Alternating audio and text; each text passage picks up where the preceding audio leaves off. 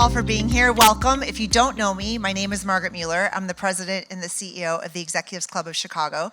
We're really excited to welcome you all to today's program, Financial Times Ahead, What the Current Economy Means for the Chicago Region. Thank you to our presenting sponsor today, BMO Harris Bank, and our featured sponsor, BDO. Where's the BDO table? Hi, for making today's program possible. We also want to thank all of our seasoned sponsors who support everything that the club does, including this program. And thanks to everyone who gave up their Cubs opening day tickets to be here with us. It's a little bit warmer in here and maybe better food. So throughout the program, we'll encourage you to participate in discussion. You can submit questions. I know that Erin's going to try to get to as many as she can. You text EXEC, E-X-E-C, to 22333. You'll get a prompt, and then you can type your question. That's in the program. Okay, so about today, our economy is currently at an unprecedented point. We're here today to hear from this dynamic group of leaders about what these uncertain financial times mean for Chicago and the Midwest region, and how the Greater Chicagoland Economic Partnership is driving regional economic strategy. So introducing our panelists today, we're joined by Senior Fellow at the Brookings Metro, Merrick Gutman, Deputy Chief Economist and Head of U.S. Economics at BMO, Michael Gregory, Deputy Mayor at City of Chicago, and a friend, Samir Mehikar, and their conversation will be moderated by the Executive Director of Chicago Metropolitan Agency for Planning, Erin Aleman. So we have a lot to get to. Erin, I'm going to pass the mic over to you. Oh, thank you so much, Margaret. I think I'm mic'd up, so I think you hold on to that. And, I had introductions as well, but I think I'd love to get right into conversation here because we've got a lot of ground to cover. And we're very excited to have these three panelists here. We've all been working together on and off on a number of different projects with the Brookings Institution, with the City of Chicago, with World Business Chicago. As the regional planning agency, we do a lot of work on transportation and land use issues, but transportation and land use doesn't really matter if we don't have a strong economy. But to kick things off here, our first speaker will be Michael Gregory, the Deputy Chief Economist and Head of U.S. Economics at BMO Harris. Thank you for being here. I think when I look at the news over the past few years, there's been this dual narrative. On the one hand, we've been surpassing pre-COVID production and employment levels in many areas, and on the other, we continue to see this high inflation and its strain on the economy. So I'd love for you to spend just a little bit of time to sort of ground us in this discussion, talking about what some of the major headwinds are, or tailwinds if you're bullish here, for the U.S. economy, and then, maybe the current state of the economy for the Midwest and Chicago. Sure thing. Well, good afternoon, everyone, and I hope you enjoy your meal. And I'll try not to say something too disturbing so you do not enjoy your meal. Let's put it this way. When you look at the biggest issue probably facing the Greater Chicago economy as well as the national economy, or one of the biggest, is inflation. We've seen inflation that was as high, at least for the annual change in the CPI, above 9% last June, the highest in 40 years. To put that into perspective, that would mean for slightly more than half the population of the United States, that would be the fastest inflation rate they've had in their entire lifetime. All right, so that gives you a sense of how extreme things were. And it's since come down, cooled off a bit, slowed to about 6%. Now, the Fed is laser focused on making sure that slowing continues. And to do that, they've raised interest rates some 475 basis points over the past year. That's the most they've ever raised interest rates in a tightening cycle since they began actually targeting the Fed funds rate back in the 1980s. The policy rate is, at least the midpoint of the range, is currently 4 7/8. That's the highest since 2007, and we know how that ended. So a little bit of concern that maybe the economy could face a little bit of speed bumps down the road. And in fact, the Fed's not done yet. And this, as recently as March 8th, so that's only about 3 weeks ago, the Fed was telling us that not only, we were expecting to raise our policy rate to 5 1/8 and kind of keep it there all year, but because of very stubborn inflation and still very strong job growth across the nation, we feel we have to do more than that. That was 3 weeks ago, and a lot can happen in 3 weeks. Shortly after Chair Powell's testimony to Congress, we started getting an emerging problem with Silicon Valley Bank, Signature Bank, and lo and behold, we ended up getting the second and third largest bank failures in U.S. history. And of course, there was also a little bit of a problem with a smaller crypto bank in California, another problem with a bigger global bank in Switzerland. And before you know it, markets were getting very nervous, kind of seeking out who's going to be the next domino to fall. Well, this wasn't going to be the global financial crisis again. The Fed has learned a thing or two over the past crises. And between the FDIC, the Fed, the Treasury, the Federal Home Loan Bank system, they all did what they're supposed to do: provide as much credit and liquidity as needed to keep the banking system, functioning safely and soundly, and ring fencing whatever kind of fallout there was. And I think they've done a good job at that. That said, we are going to have some more headwinds to the economy because banks, whether they're big or small, are going to be probably a little tighter on the credit side because they will feel that their regulators are going to be watching them a little more closely. But specifically for regional and smaller banks, we are probably going to see a little less credit being generated from that segment, simply because we've noticed deposits have been leaving that part of the segment and going into the bigger banks. And of course, if you're a bank, if you don't have deposits, you can't make loans. So we have some credit headwinds. The big question for us is, how is the Fed going to interpret this? Last week when we got the Fed policy announcement, Chair Powell kind of indicated that, yes, we were planning to raise rates even more, but we're not going to raise them anymore. We're going to do exactly what we did before, just push them up one more time, because these headwinds act a little bit like a surrogate in terms of acting like a rate hike. And in other words, we're still fighting inflation, and this, credit headwinds kind of helps in our inflation fight. So how is inflation going on that fight? Well, when you kind of look at it, energy prices have fallen. Remember paying $5 for a gallon of gasoline last summer in the wake of Russia's invasion of Ukraine? That's gone. We've seen good core goods prices, excluding food and energy. We've gone from 12% to 1% inflation as we've dealt with supply chain disruptions and the snarling up of these supply chains. But the little stubbornness on the food inflation front, which is unsettling, but a lot of that's due to sort of natural issues like drought and avian flu. But the last holdout in terms of inflation is on the services side of the economy. And the Fed actually devised a new inflation metric called supercore, which is inflation on the services side, excluding food and energy, and excluding housing costs, which are for technical reasons, are distorting the inflation picture. That inflation is growing steadily around 5 to 6%. That is the inflation rate the Fed wants to get down. And that's the inflation rate that's highly correlated with wages and wage inflation. So the Fed is going to continue to raise rates until they get wage inflation down. The way you get wage inflation down is you create slack in labor markets. And that's where we're sort of headed. Unfortunately, it's bad timing for Greater Chicago area, simply because we have an unemployment rate that still hasn't gotten back to where it was before the pandemic.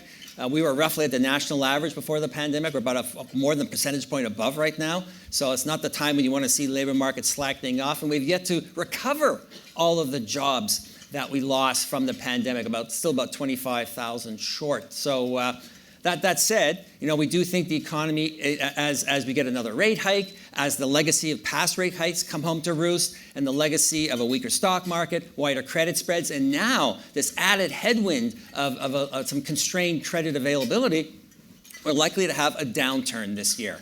Yes, and I'll actually use the R word. Where our own forecast is that we'll get a recession in the national economy, and that's going to ripple, across the Midwest and through Chicago as well. But the good news, I always finish with good news, is that it's going to be mild by historical standards.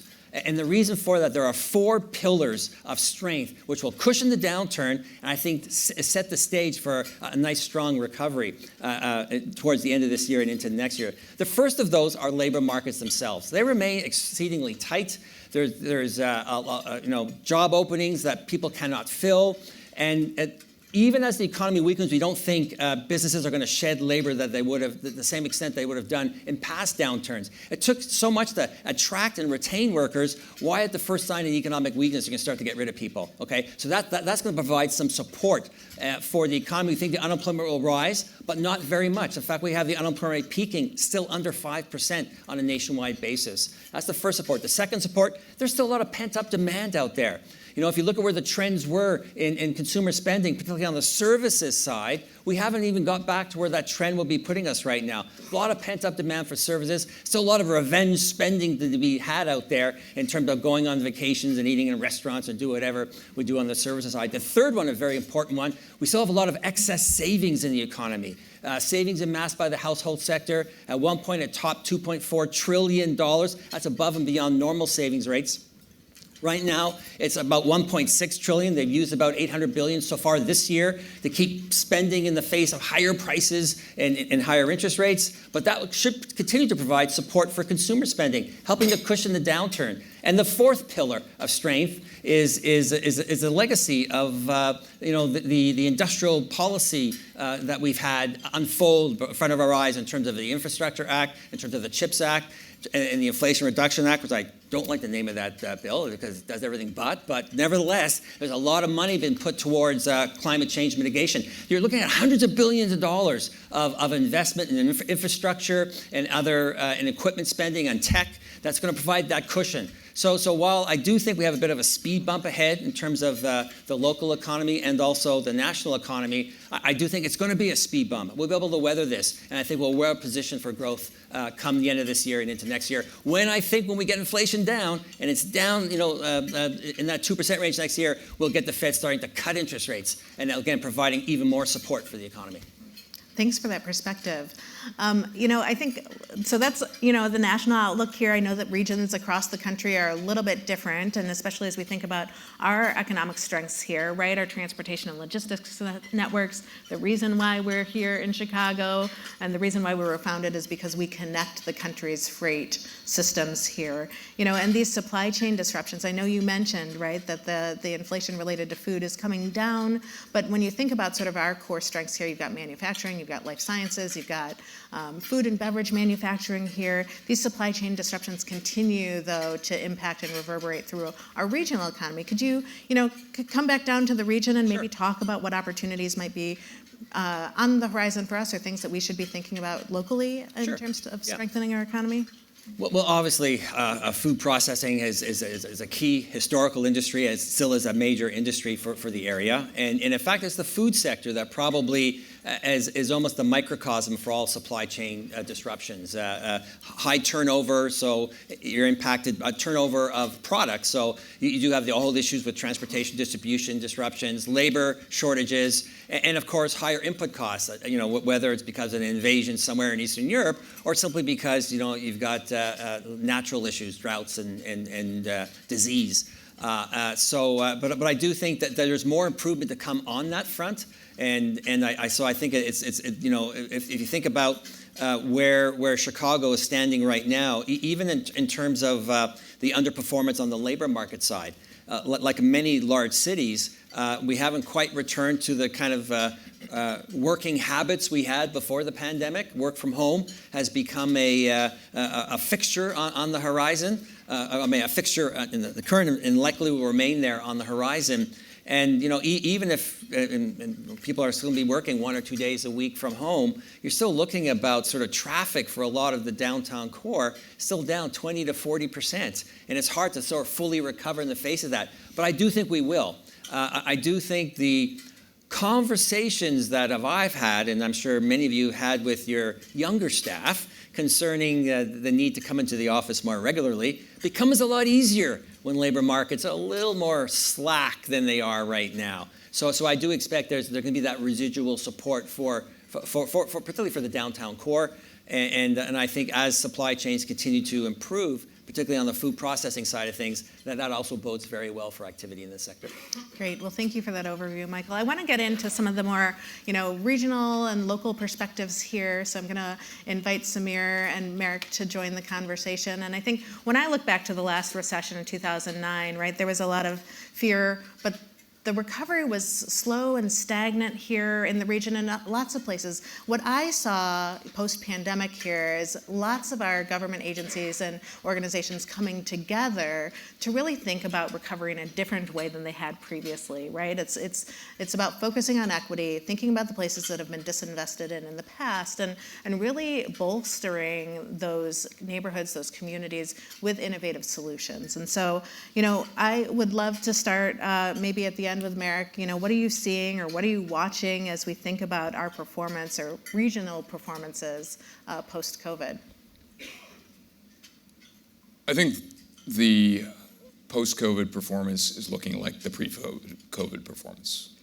Chicagoland and other very large metropolitan areas across the country, and we'll send out some information to you afterward, but we did an analysis called the Metro Monitor. It happens every year, looking at the combination of what constitutes economic success, not just job growth, but also prosperity/productivity and inclusion. So quality of jobs and who's able to access them.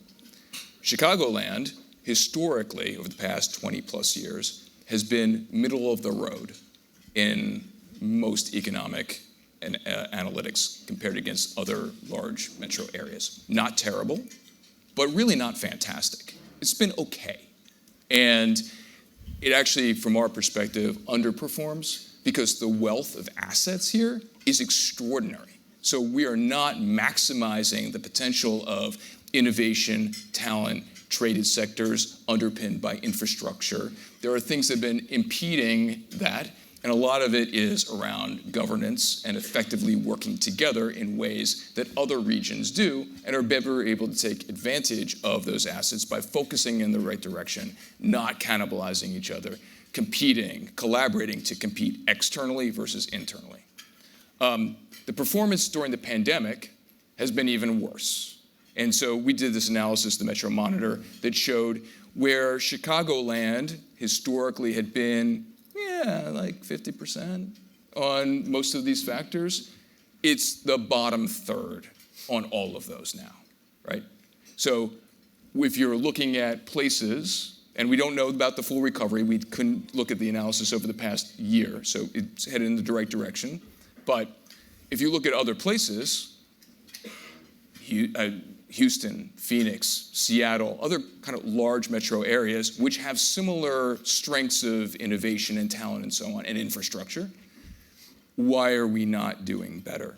And I think that's the question that has been a challenge in the region for a long time, and there are some actions, hopefully they're being taken, that we can talk about. But I think just as a whole, just to set the stage, Chicagoland should be doing better.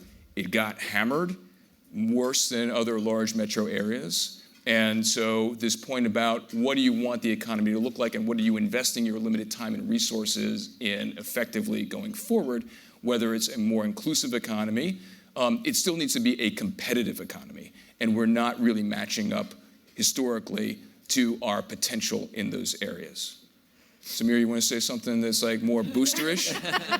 Well, I mean, I think what's important to recognize is for Chicago, and I think Aaron alluded to this, we published the first economic plan of any city in the country. And that was during the pandemic. And it said, look, we're going to double down on a few key sectors where we can be competitive. Logistics and transportation, food and agriculture, manufacturing, biotech. And when I look at where we are today, for 10 years in a row, and this is a quantifiable metric, we've won the #1 city in the country amongst big cities of corporate relocations and expansions. And so there is this odd disconnect between the amazing assets we have, the growing corporate base that's coming here, and sometimes this analysis. From my perspective, we like to compare Chicago to our big city peers of New York and LA. These are, very global cities that are transit connected, that have more to do with each other than I would say, let's say, a Phoenix. We're very different. We might differ on our opinion here. That's what makes it entertaining. It is. You just can't get to Tokyo from Phoenix. So the thing is that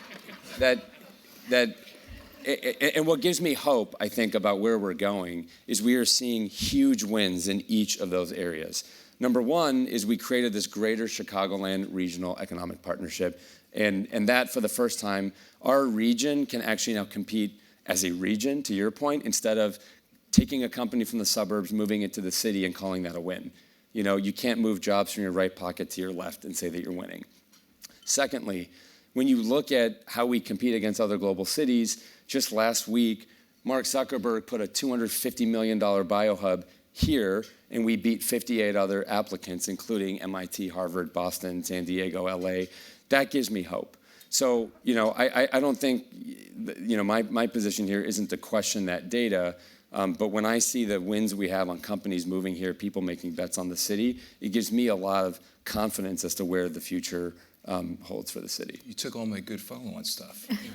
It's like the hope for the region is exactly all of that. I was like setting the bar low, and then we were going to build. It's like progressively getting better. And so I completely agree that the response when Brookings was asked to come in and collaborate with CMAP and the other economic development and political leadership in the region to rethink one more time how to address those historic problems that I described.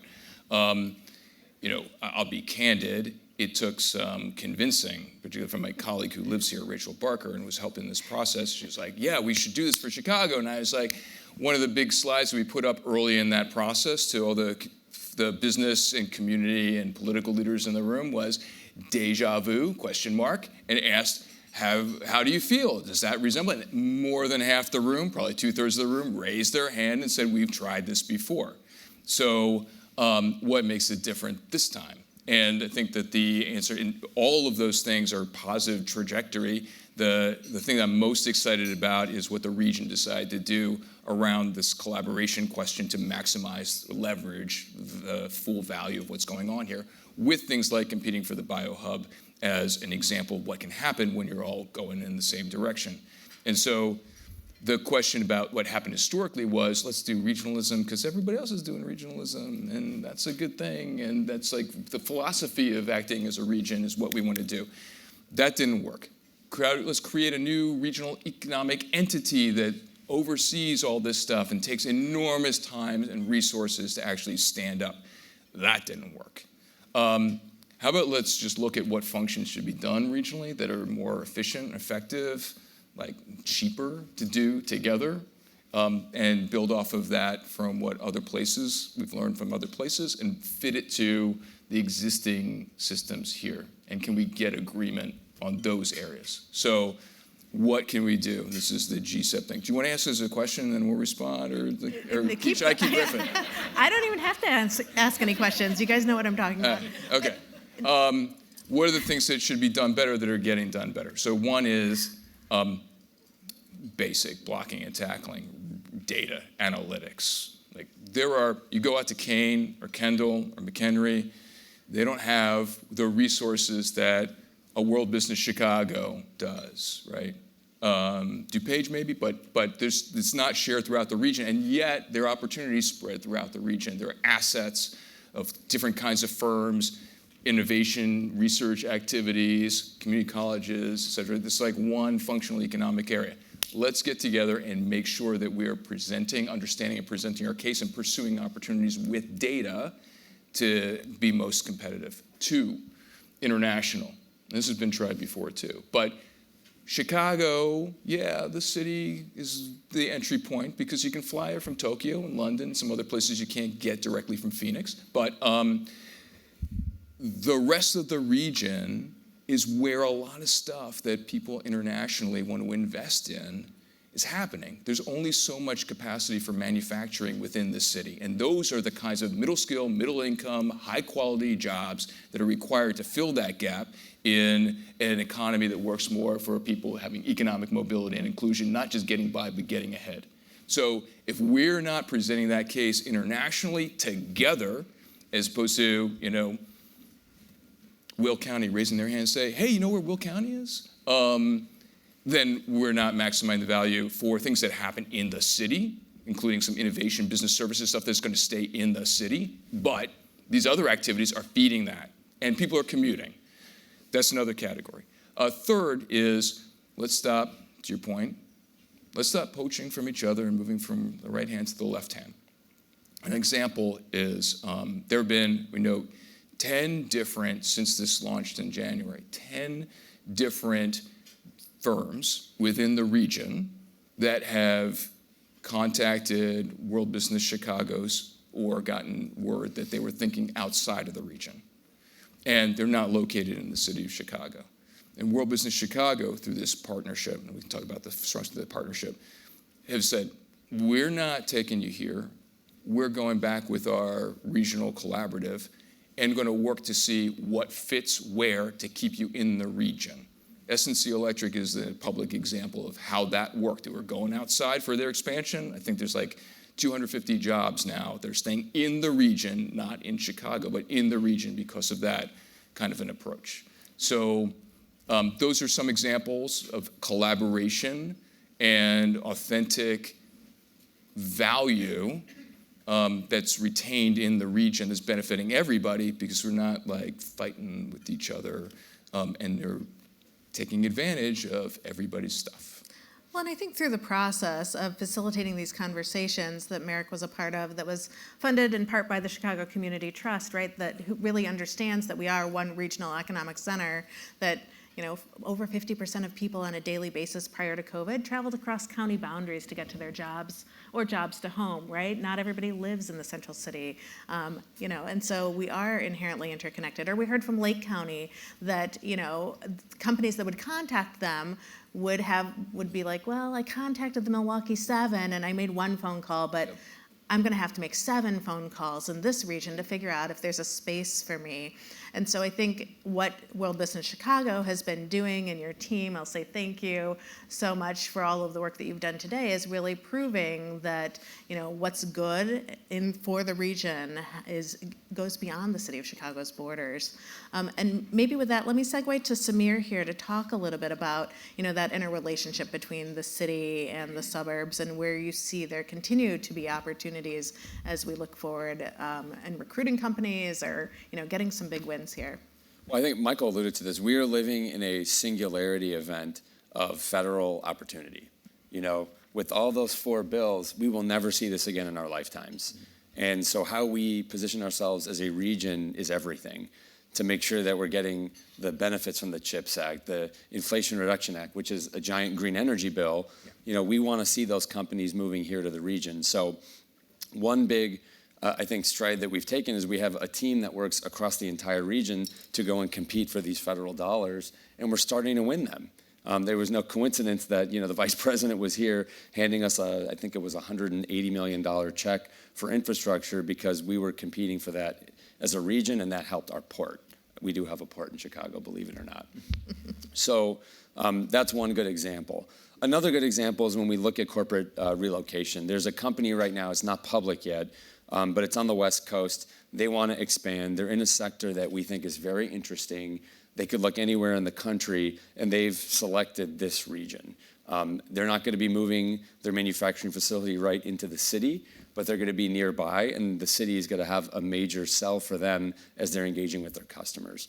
So the more that we do this to compete federally, to compete for these business opportunities, and yes, programs like the Chan Zuckerberg BioHub, that we have to compete as a region. And I have to commend Michael and the WBC team to get us ready for that. And for the next decade, we are going to be competing for these dollars, and we will be stronger when we do it together.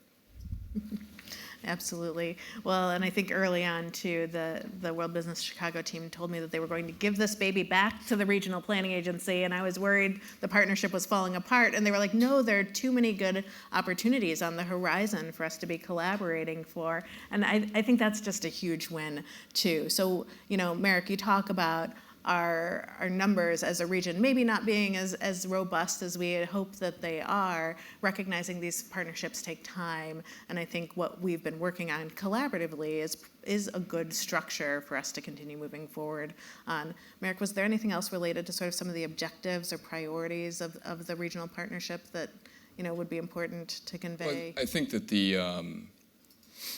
you can't expect this. It took a year to overcome historic distrust, and not unjustified distrust among the various entities, political and economic development within this region, right? So I think one of the things we've learned from this process in terms of form following function was how do you make sure, with all respect to World Business Chicago, that World Business Chicago, which is a creature of the city, actually continues to behave as a regional entity, a regional collaborator. So historically, that was an issue when you don't have an actual regional economic development function that other large regions, global cities have.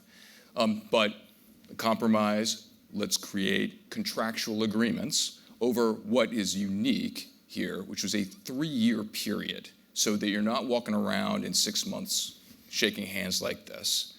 But there's a 3-year commitment to pilot and prove this and get your return on investment, so that instead of the public sector taking on the role of underwriting these activities, the private sector, which has seen this show before, feels confident that they need to invest as every other significant peer region does. The private sector is investing in this ongoing capacity because they see it works and there's clear value to them from the competitiveness improvements around talent, innovation conversion, collectively pursuing opportunities that have now been, instead of competed within the region, going up for this very, very unusual period of time when there's a lot of funding available. But when it gets tighter, it's going to be even more important to continue that. So those things with KPIs, actual performance measures attached to the outcomes, which are signed contract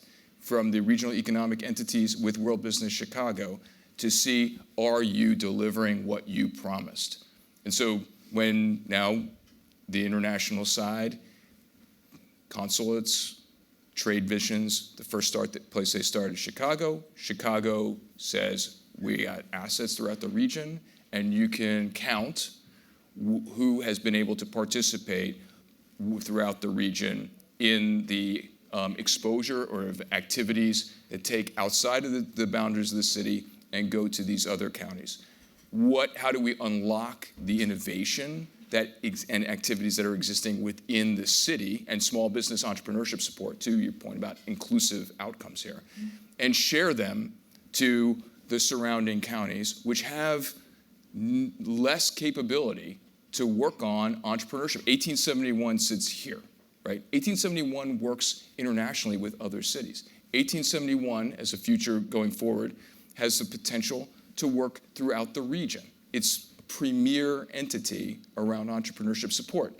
The work that World Business Chicago does, just in the future of food stuff that's coming up now.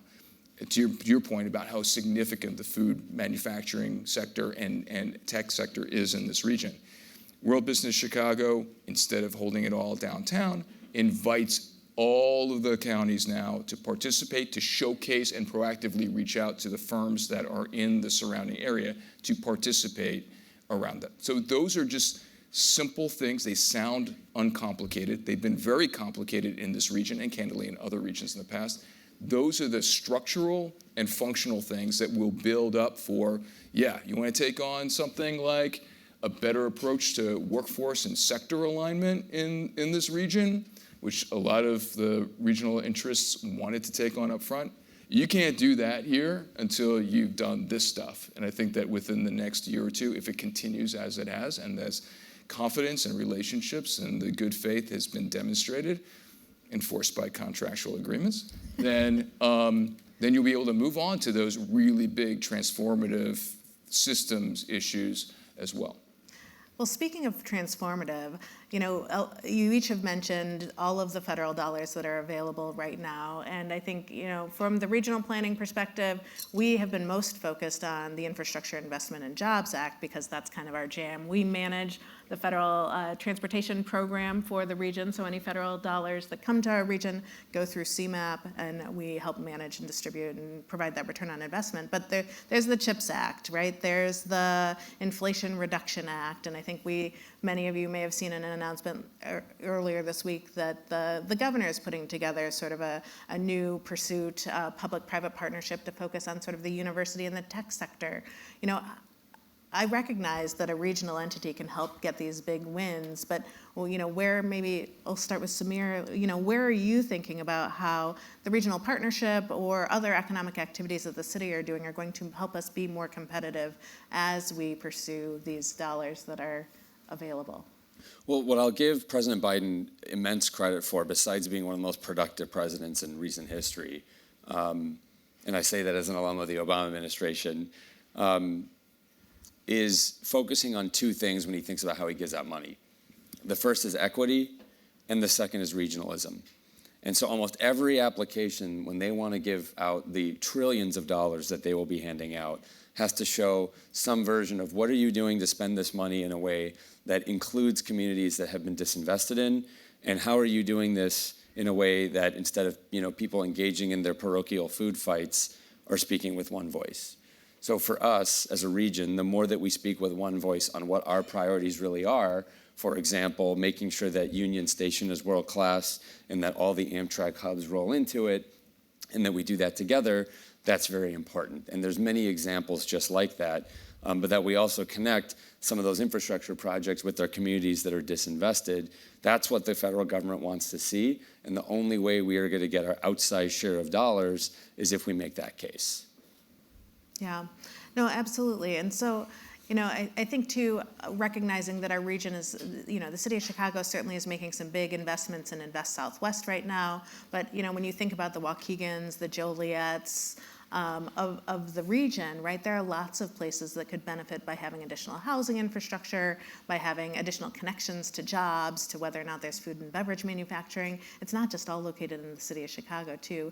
What are some other strategies that we should be thinking about, Merrick, in pursuing these big investments? Well, I think that the most important thing is picking a sector and actually everyone agreeing to it and investing in it and focusing on it.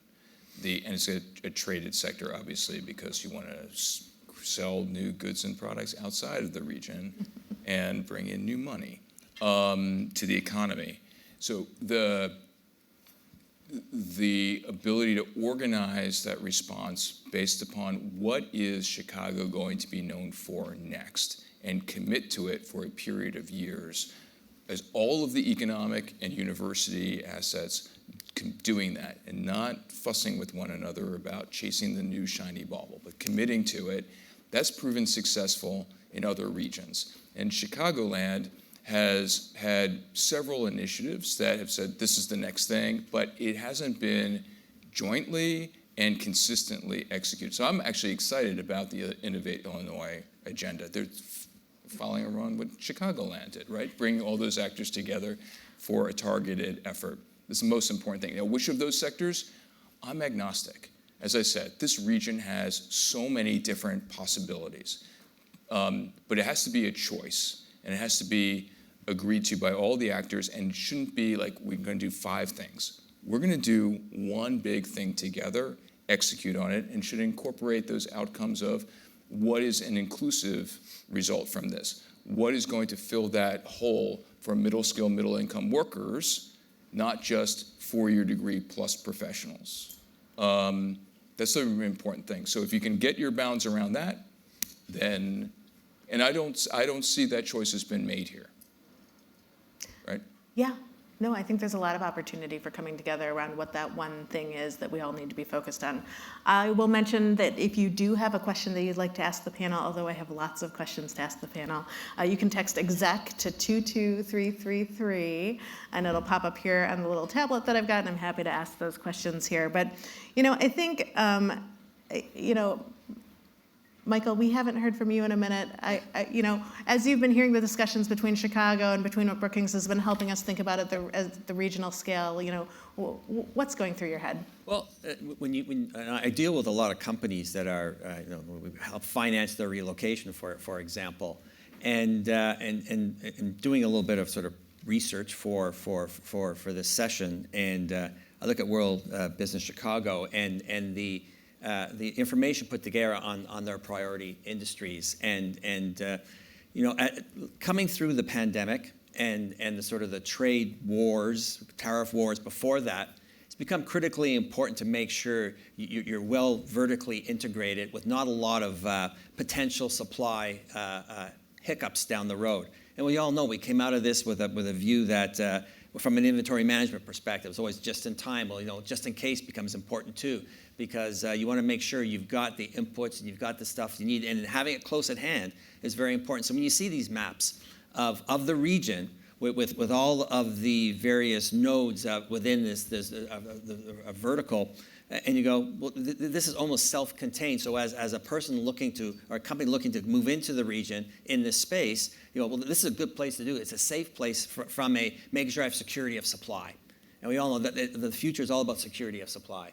And so when I sort of see this and hear what's happening on the regional level, I go, that's exactly what businesses want to hear. And it's just going to sort of propagate. And as we all know, clusters are critically important. Yes, we compete for the same talent in the same region, but we all benefit from that because we poach each other's people, but we're poaching, we're also training, and we got a pool of talent when we need it. We've got suppliers, a pool of suppliers. Yeah, they're competing against one another, but we have it all there when we need it. So I do think it leads to better economic outcomes. Yeah, no, thanks for sharing that. I think that's really helpful to articulate, right, too, is that it's the strength of the economy, it's the educational institutions, it's the knowledge of the people, right? So as we think about people, and people focused in the city of Chicago here too, right, as these new big initiatives come in, we're hearing a lot from communities that they want to participate, they want to get something, from these relationships and from these economic investments that are being made here. So, Samir, what are some of the obstacles or opportunities on the horizon that you see for the city of Chicago? Well, I mean, we pay a massive growth tax. To I think the point Merrick, started with. We pay a massive growth tax because of inequality and segregation. And I think everyone here in this room kind of at a theoretical level understands that. But if you spend enough time in enough neighborhoods in the city, and that's been a big part of my job, you just see it and you experience it viscerally. And until all of us know that this is our duty, we're going to keep paying that growth tax. And so the example I'll give is Discover Financial and their CEO, Roger Hochschild. He came in to see the mayor and I and said, I want to bring 1,000-person call center into a neighborhood because I understand the issues that the city's facing. And so you fast forward 2 years, that now has opened in what was a former closed big box store. It's at 87th and Cottage Grove in Chatham. It employs 400 people already, on its way to being 1,000. 90% of them live within a 5-mile radius of that store, of that center. So they're living in Chicago. They're buying homes, they're providing wealth, and they're fulfilling their needs to their families. They're getting free access to college. They have the same health plan as the CEO. But this is what the future of the city needs. And so, from the standpoint of our challenges, a lot of people here, we probably work downtown. And the unemployment rate here is under 3%. And if you go to the south to the west side, the unemployment rate there is bumping above 20, 30%, and the youth unemployment rate's bumping above 50%. And so to me, the reason why an initiative like Invest Southwest, where we've moved $2 billion of investment to the south and the west side, that needs to continue. But also we need more corporate partners to be working in our neighborhoods, because when we bring jobs there, we'll solve the inequality gap. When we solve the inequality gap, then we will start growing to our full potential and leveraging the assets we have. So to me, that is the ball game. And I think we all know that that's going to take some time, but I'm pretty optimistic that more and more CEOs are seeing this as an opportunity. Yeah. Well, I appreciate that. We are rounding out the end of our time here, but I do want to end. I think that is certainly a positive note, but I know as we think about sort of the future and transitions and shifts, the ground is always moving underneath us, right? And there's always opportunity, but what gives each of you hope in your industry and in your realm of expertise for the future of economic development and growth in the Chicago region? So maybe, Merrick, I'll start with you. I'll let Samir have the last one. So, I think that what's happened just in the past 3 months, and I don't want to overstate, momentum, but what's happened in the past 3 months on execution of an agreement, of how to approach. There's layers here, right? There's neighborhood-based economic activity. There's city, county level economic activity, and then there's this region. And I think the important thing is you can't. I agree with you, but you can't bring enough quality jobs into neighborhoods. You have to connect people to a regional economy that's creating quality jobs, and where you're measuring your success not on counts or CapEx, but on are we focusing our time and money on the kinds of jobs that help people to get ahead and that are accessible? So your point about accessibility is huge.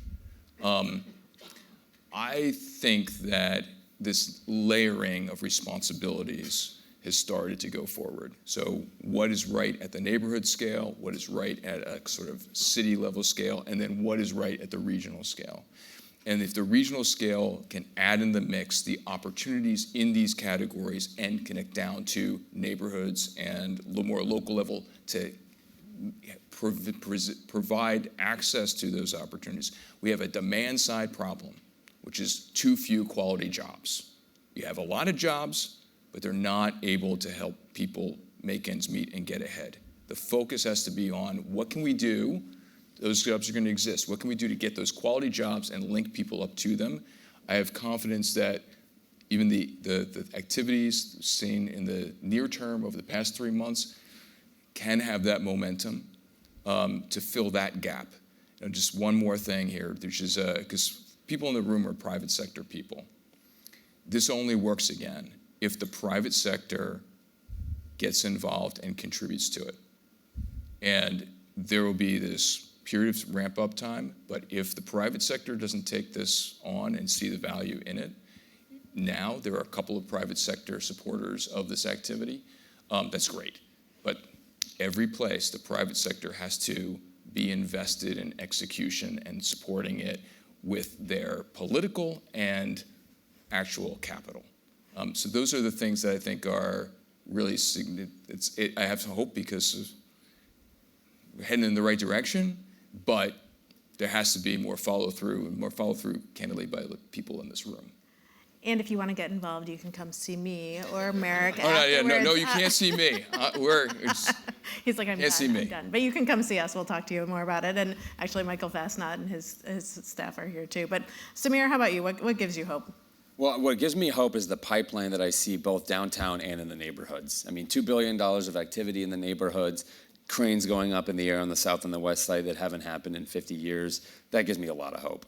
And then downtown, if you just saw what we announced this week, of course, having Google take over the Thompson Center in what is the largest corporate expansion in the history of modern Chicago, paired with the fact that we just announced we're doing the largest office to residential conversion in the entire country.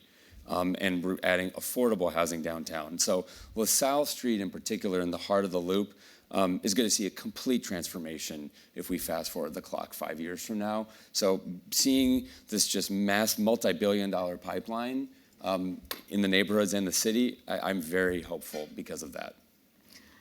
And Michael, you know, you gave us a couple notes of hope. It sounds like this recession is going to be mild, and it's always just out of reach here. I'm hoping it stays a little bit farther out of reach, but what about you?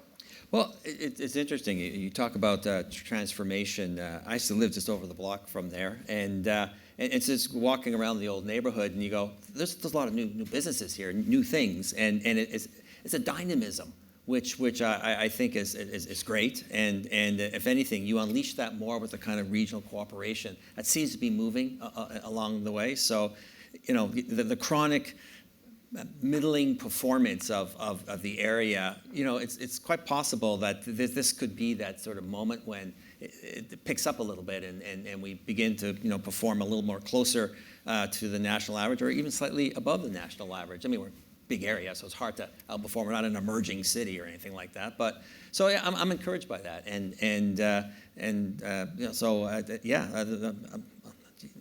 I'm kind of excited. I hope I get transferred here again. Awesome. Well, I think as Margaret comes up, I'll just say that one thing that always gives me hope is that thinking about the history of this city and this region as an urban planner, right? The moments in time where I feel like Daniel Burnham has sort of come in and said, like, think big things, right? And this region can get good stuff done even though it's hard. I think we heard a lot of that today from our speakers, and I really appreciate your perspectives and all of your dedication, I think, to making the Chicago region a better place for people who live here. So thank you.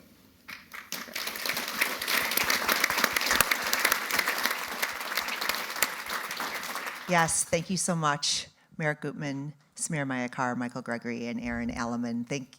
Thank you for all of your leadership in the city. I hope you are all inspired and feeling even more that you want to invest in this great city, in this great region of ours. Feel free to hang out and connect with each other. And yes, Michael and the World Business Chicago people are here.